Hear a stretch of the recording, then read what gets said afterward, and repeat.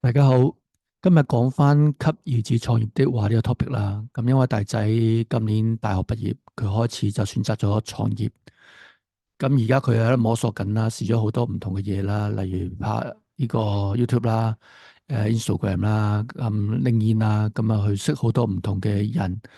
希望可以了解到要做啲乜嘢。咁前排就見到佢開始去啲葵涌啊、葵芳啊嗰啲工業大廈，咁啊去把撞啦，即係走入去同人講話佢專做呢個 AI 嘅電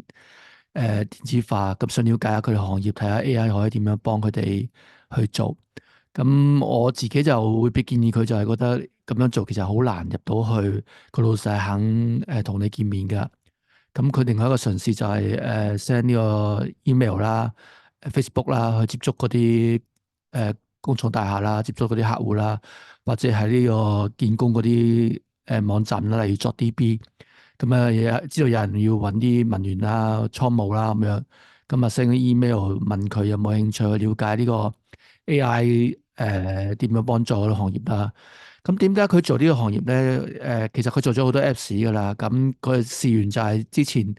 去過一個Bio 即係生物嘅 lab 度。咁啊，同個 professor 傾開偈，就見到佢哋啲研究生喺度做一啲研究啦。咁啊，有啲細胞即係生物嗰啲細胞咁樣，要需要滴啲液體落去，然之後睇下佢哋嘅變化，啲細胞嘅變化。咁啊，人手攞啲圖去逐個比較，去畫翻個 path 點樣，嗰啲細胞點樣喐啊，點樣變化咁樣。咁我大仔就同我 professor 講，其實而家 AI 有啲工具可以自動化將你1000幾幅圖咁樣拼埋，去揾到啲變化，唔使人手嘅。咁經過呢件事，我又覺得其實AI 自動化或者 AI 幫呢個每個行業係有得做嘅。同埋而家現時冇咩人，即係就算香港啦，冇咩人做呢啲嘢，咁佢又想喺呢方面發展。咁我自己就比較建議佢，其實佢除咗咁樣 send email 啊，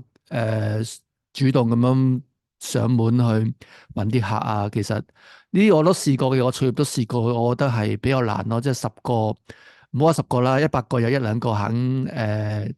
接受你嘅話都好難。咁我開始就同佢講啦，你唔好向外求住。其實都可以，你可以做你個 part。但係另外一個咧就係我現有嘅客啦，我做咗廿幾年，其實都出咗一班客，我又幫佢揾有冇啲客戶係啱佢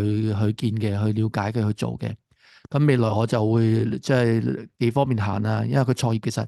而家呢個年代創業其實難咗好多啊，比我以前，我以前2001年創業嗰陣時寫程式係幾吃香嘅，因為好多人需要啲人幫佢寫程式，所以我其實唔使做任何宣傳，即係唔使點樣做宣傳，只要喺網站寫咗，咁啲人就揾到我啊，或者係我做咗某幾個 project，啲客就會介紹啲客，咁樣容易咗好多嘅。咁呢個年代就難好多嘅，要搜要試要去主動去揾。咁我覺得佢可以慢慢嚟啦，因為而家我都拍緊呢個萬富思維，即係有時啲嘢急唔嚟嘅，你想賺大錢，其實都要個 timing 啱，時間啱，所以要俾啲耐性去摸啦，去等啦，去做啦，但係就唔好停留喺度得個諗住咯，盡量去做，所以我都支持佢去葵芳啊、葵涌啊呢啲工業大廈去上去了解下究竟揾一單生意有幾難。同埋用唔同嘅方法去試，咁我都開始同佢去接觸我啲客戶啦，睇下有冇啲咁嘅需要。咁如果你或者你嘅朋友或者你啲親人有需要啲咁嘅服務，想問下想了解下呢個程式啦，或者係而家現時興嘅 AI 點樣幫到啲行業嘅，你可以揾我或者我個仔去免費諮詢先啦，因為而家佢提供都係首先免費諮詢。跟住或者係免費去幫佢做，做完如果成功嘅話，先開始賺收錢咯。咁我覺得呢樣嘢創業嘅一個路徑係值得去做嘅。咁未來喺呢個 topic 度，我會再同大家分享我個仔嘅創業同埋我俾佢嘅建議。中意呢個頻道可以訂閱，拜拜。